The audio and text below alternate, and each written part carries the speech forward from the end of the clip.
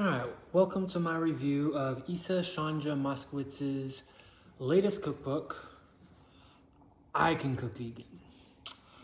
This actually came out probably not quite a year ago, maybe about 8 months ago, and I saw it in a bookstore. And of course I'm excited to see a new Isa cookbook, but I couldn't help but be a little bit confused that this does not look like any of her cookbooks that I've seen before. This looks kind of like The Hungry Little Caterpillar, or just some children's storybook. These like real basic shapes. So I'm not understanding what her target audience is. It's not her typical audience, that's for sure. I guess she's trying to expand her audience a little bit, something like that. But these like really basic shapes, this artwork is like kind of weird to me. I don't get it, and I don't get like this huge font that it has on the inside.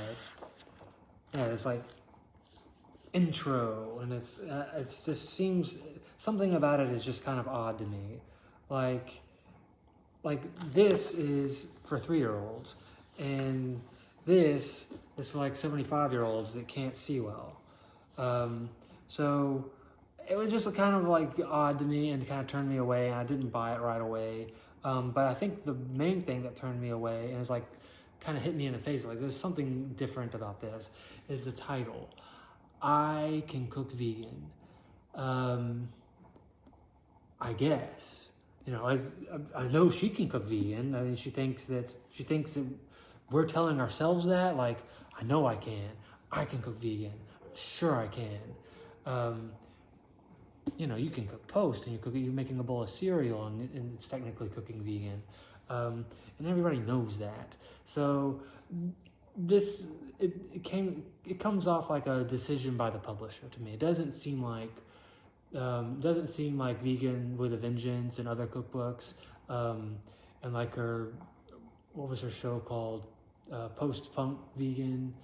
It was like very punk rock. You know, this is like worlds away from being punk rock.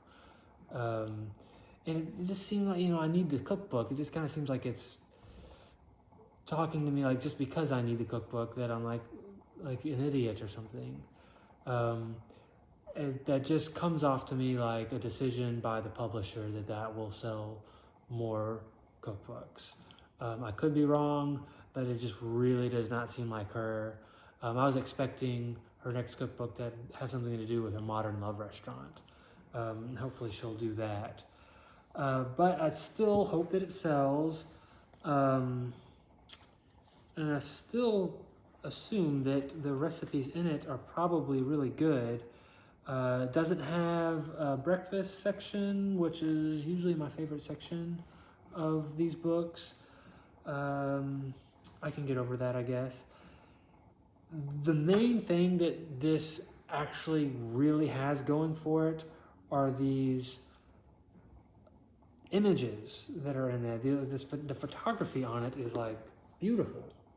I mean, and not only is the photography great, but literally every single recipe has its own image to it.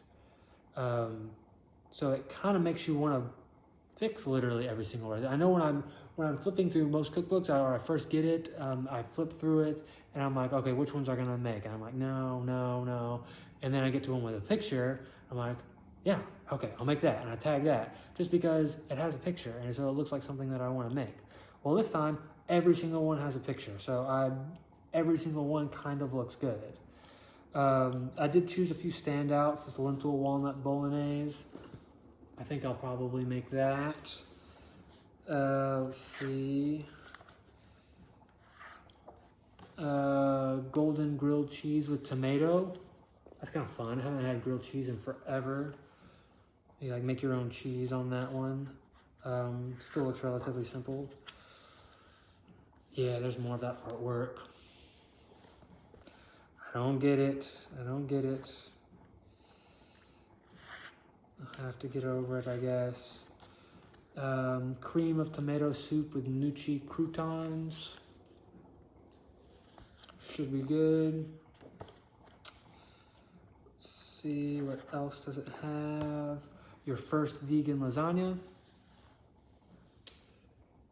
It's like a simple lasagna, but like with Kalamata olives and spinach and mushrooms. That sounds like stuff most people like.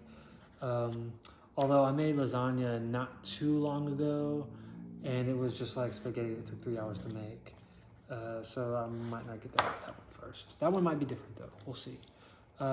Sunday night lentil roast with a beautiful image. I've always wanted to make a roast, so hopefully I'll do that soon. Classic chocolate chip cookies. I was actually looking for a basic chocolate chip cookie recipe the other day, and I couldn't find one. She might have it in one of those, like she's got a cookie book, a pies book, and a cupcake book. I don't have that, and I didn't like any of the ones I saw online either, so I'm glad that she has that in there.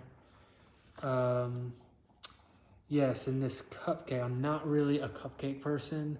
The frosting is always like way too sweet for me, but chocolate cupcakes with peanut butter frosting sounds pretty interesting.